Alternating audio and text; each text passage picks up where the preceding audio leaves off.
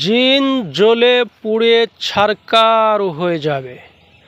যে সমস্ত জিনগুলা রোগীরে কষ্ট দেয়, রোগীর শরীরের সাথে মিশে যায়, রোগীর রক্তের সাথে মিশে যায়, দীর্ঘ দিন ধরে জ্বালাতন করে, 10 বছর, 20 বছর, 50 বছর, 5 বছর ধরে রোগীরে ডিস্টার্ব করে, রোগীরে বোমা বানা ফেলায়, রোগীরে অন্ধ বানা ফেলায়, আর রোগীরে পাগলের মতো করে ফেলায়, রোগীরে কান্দায়, রোগীরে হাসায়।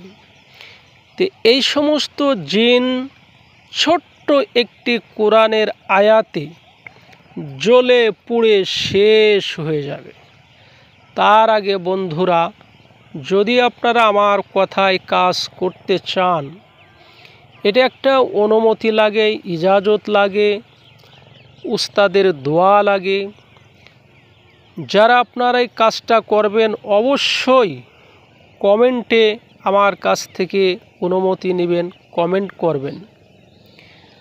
তো আমার বন্ধুরা, যারা কাজটা করতে চান, আমার ভিডিওটা কমের পক্ষে 4-5 জনকে শেয়ার করে দিবেন। আর আপনি যদি আমার পেজে নতুন হয়ে থাকেন, পেজটি ফলো করবেন। এবার আসেন কিভাবে জিনকে জ্বালিয়ে পুড়িয়ে শেষ করে দিবেন। জিনে ধরা রোগীর কানের কাছে আপনি শুধু এই আয়াতটা পড়বেন। কিভাবে এই কাজটা করবেন?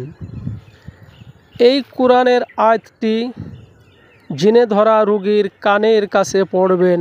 সূরা বুরুজের 10 নম্বর আয়াত, ইন্নাল্লাযীনা ফাতানুল মুমিনিনাল মুমিনাতি সুম্মা লাম ইয়াতুবু ফালাহুম আযাবু জাহান্নামা ওয়া লাহুম আযাবুল হারিক।